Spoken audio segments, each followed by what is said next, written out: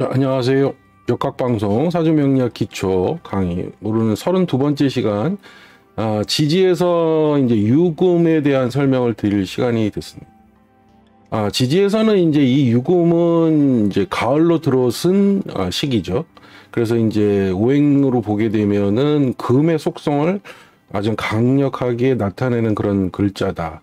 그리고 이제 음양 관계로 보면 이제 음의 금이라고 볼 수 있는데요. 그래서 연주에 있으면, 연지에 있게 되면 이제 닭띠의 해이기 때문에 이제 보통 닭을 배속된 동물로 지정을 하지요. 자, 그 다음에 이제 월로 가게 되면 이제 우리가 추석이 있는 음력 8월의 달이기 때문에 추석이 있는 달이죠.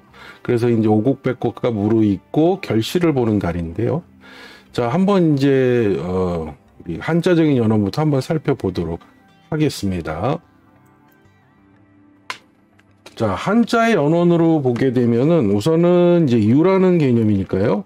자, 유 써놓고요. 자, 오행별로 볼 때는 이제 금으로 되어 있는 오행인데, 자, 음의 오행이다. 이렇게 보시면 되겠죠? 지지에서. 자, 그리고 이제 구간별로 보게 되면은 신과 유와 술, 요 구간이 이제 금의 속성이 있는 오행의 지지들이죠. 그 중에 이제 요 세 개 중에서 가운데 있는 유에 해당되므로 가장 금의 기운이 왕성하다 이렇게 보시면 되겠습니다. 자, 한자적인 연어는 우리가 이제 그 앞서 이제 화면에 잠시 띄워놓은 것처럼 그 이 두 가지 형태로서 보는 경우들이 이제 많은데요. 하나는 이제 이제 그 소전으로 보게 되면 이제 요렇게 돼 있는 형태, 요렇게 돼서 이렇게 돼가지고 이제 뭐 이렇게 돼 있는 형태. 그리고 또 한 개는 이제 하나는 이제 요렇게 돼서 요렇게 돼가지고 요렇게 돼 있던 그러한 형태로 돼 있는 것이 이제 두 가지가 있을 수 있습니다. 그래서 이제 보통 그 소전의 형태가 더 오래된 것은 요 모양이 더 오래된 소전의 형태다. 소전의 형태에서 오래된 것이다. 자, 그래서 이제 우리가 요거 어디서 많이 본 것 같지 않습니까? 우리가 묘목을 설명할 때 그 소전이 이제 그 과거의 묘를 설명할 때는 이제 상당히 유사한데요. 요렇게 생겨가지고 요렇게 생겼었죠. 이게 묘를 설명할 때. 그다음에 요거는 이제 유를 설명할 때 서로 이제 모양이 매우 유사하면서도 소전의 모양이 다른 것은 이 바로 윗부분이죠. 윗부분이 이제 하나는 막혀 있고 여기는 막혀 있고요. 여기는 이제 열려 있는 부분으로 이렇게 돼 있는, 그래서 위아래가 통하게 돼 있는 구조죠. 그래서 이제 묘달은 쉽게 말해서 묘라는 글자는 봄의 기운이 왕성한 목의 그런 오행이 강한 달이기 때문에 만물이 소생하고 이제 활발하게 이제 성장해가는 시기이기 때문에 상하가 서로 기운이 상통하고 그런 열려있는 기운으로 인해서 이제 물질들이 발전해 나가는 그런 시기다. 그러나 이제 유가 되면은 이제 위가 막혔죠. 이 부분이 이렇게 보시면은 이제 막혀 있습니다. 이렇게 막혀 있는 것이죠. 그래서 이 막혀 있음으로 인해서 상하, 위아래가 상과 하가 서로 상통, 즉 교류하지 못한다. 그래서 더 이상은 음양이 이제 교류해서 만물을 발전시키지 못하는 시기로 들어든다. 그래서 이제 가을이 되면 드디어 시기적으로 볼 때 이제 그 물질의 성장은 멈추고 이제 하나의 결실로 전환되는 시기. 그런 인자다 이렇게 보시면은 되겠습니다. 그래서 이 형태의 소전이 좀 더 오래된 것인데 이것이 이렇게 후에 소전이 더 발전된 형태의 소전으로 인식되기도 합니다. 그래서 이제 보통 이제 이런 글자는 우리가 많이 볼 때 그 술주자하고도 매우 유사하죠. 술주자, 주자하고도. 그래서 주도 보면 뭐냐면 그 가운데 옆에 있는 글자가 이 유에서 온 것이. 그래서 설문 같은 데 보게 되면은 그래서 이제 대체적으로는 뭐 무르 익다. 그래서 이제 술도 익어야 먹을 수 있는 것처럼요. 오래 돼야 먹는다. 그러니까 시기적으로 볼 때 이제 봄, 여름을 걸쳐서 이제 시기가 지났으므로 드디어 이제 그러니까 익는다는 것이 이제 뭐냐면 이제 구체적으로 결실을 나타낸다. 이런 뜻으로 보시면 크게 다르지 않을 것 같습니다. 그래서 이제 어쨌든 이러한 요 모양의 이런 유자는 결국은 이러한 모양에서 이렇게 발전돼서 온 것이다. 이렇게 보시면 되겠습니다. 그리고 이제 전반적인 것은 봄에서 여름을 지나 이제 가을로서 드디어 구체적인 물질이 결실을 맺는 시기, 뭐 이렇게 설명을 하면은 이제 그 설문이나 그 소전에 관련된 내용들이 이제 전반적으로 자연적 변화에서 나타낼 수가 있겠다, 이렇게 설명을 드릴 수가 있겠네요. 자, 당연히 이제 유년이 되면은 우리가 알 수 있는 대표적인 배속동물이 닭이라고 했죠. 그래서 12지 동물에서는 이제 그래서 닭으로서 닭이 이제 대체적으로 보면은 그 아침에 인시가 되면은 이제 동 트면서 이제 닭이 울죠. 근데 이제 저도 이제 신기한 거는 예전에 저도 이제 산사 생활을 잠시 한 적이 있었는데요. 그 당시에 이제 그 닭이 우는 시간을 우연찮게 시가를 봤는데 항상 새벽 3시 38분에 울더라고요. 그래서 우연일까 하고 넘어갔는데 이제 매번 첫 닭이 울 때마다 시계를 보니까 새벽 38분이더라는 얘기죠. 이 3시 38분, 38은 전부 우리 선천수리에서 목의술입니다. 그러니까 이제 이 금이라고 하는 동물인 금의 유가, 닭이 울면서 목을 깨우는 시간이 이제 새벽 3시 38분. 이게 이제 금극목의 작용. 이것이 이루어진다는 거를 실증적으로 제가 이제 느낀 적이 있어서 굉장히 신기하다. 정확하게 3시 38분이면 닭이 우는구나. 자, 그렇게 이제 닭은 우리가 그 시간으로 볼 때 이제 인시의 그 닭 울음소리를 울리면서 이제 하루를 시작하게 되는, 여명을 알리는 그런 동물로서 우리가 많이 인식하고, 이제 그래서 그런 것은 이제 그 드디어 컴컴한 어둠 속에서 이제 그 사기를 물리치고 이제 인을 깨움으로 인해서 이 인이 이제 범이 하루의 시작이 할 수 있도록 긍긍목해주는 그런 어떠한 신통력, 전통적인 믿음, 그런 것이 있다고 보는 것이죠. 닭의 울음소리. 자, 그것이 이제 아마 그래서 저기 된 것 같은데요. 근데 이제 유라고 하는 거는 아까 말했지만 금의 속성이 매우 강한 그런 것이라고 그랬죠. 그래서 이제 아무래도 그 닭이라고 하는 동물의 그 모이 주머니가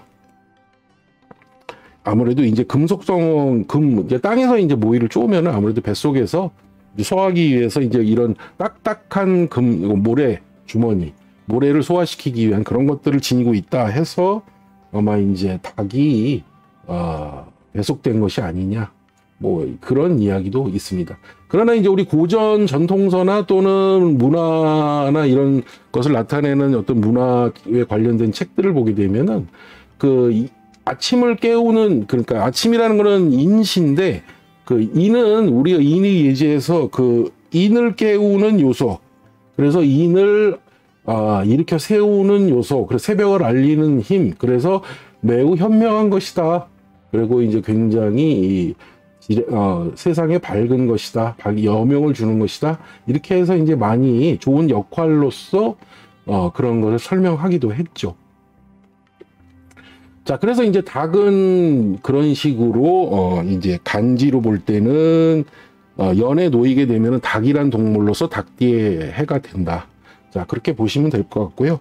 자, 월로 놓게 되면은 유달이 되겠죠. 유월이 되겠습니다. 6월이면은 당연히 음력 8월이 되겠죠. 8월. 음력 8월은 이제 한가위,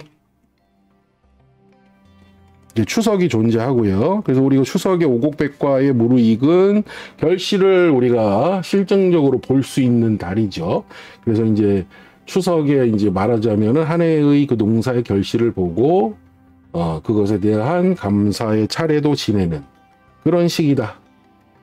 그래서 이제 그런 것들이 이제 6월에 있을 수 있고요. 절기상으로 보시게 되면은, 절기로 보게 되면은, 백로와 추분이 있겠습니다. 백로와 추분. 그것이 이제 그 음력 8월에 놓이는 것이겠죠.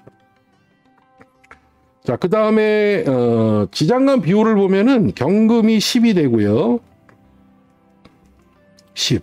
그 다음에 신금이 20이 됩니다.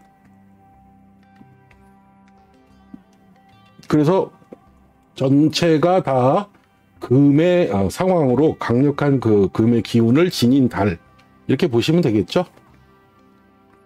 자, 시간을 보시게 되면은 이제 그 시간으로 볼 때는 죄송합니다. 화면이 올라갔네요. 자, 시간으로 보시면은 이제 저녁 유시가 되면은 시지에 가면 유시가 되겠죠. 유시가 되면 시간으로 보면은 오후 5시부터 7시 사이가 되고요. 30분씩 느려잡아서 현대적으로 보면 다시 30분부터 7시 30분까지겠죠.